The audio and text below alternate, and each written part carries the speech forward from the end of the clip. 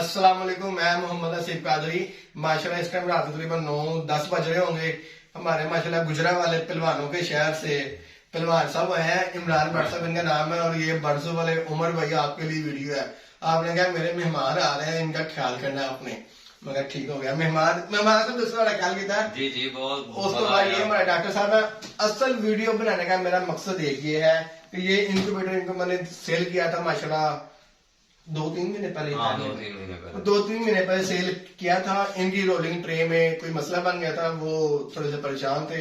मतलब कि हम लोग इनक्यूबेटर की रिपेयरिंग भी करते हैं, हम खाली चीज सेल करके बाद में नंबर ब्लॉग उस पर ऐड नहीं करते, या हम बाद में ये नहीं कहते कि भाई हमने चीज भेज दिया अस्सलाम वालेकुम आप अपने घर हो और हम अपने घर।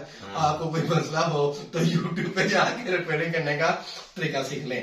ये माशाल्लाह हमारे डॉक्टर साहब है और इनके भी डॉक्टर साहब है। मतलब कि जो इनक्यूबेटर के फंक्शन वगैरह होते हैं, जो चलाना, जो समझना, जो इंस्ट्रक्शन देने, ये डॉक्टर साहब करते हैं माशाल्लाह।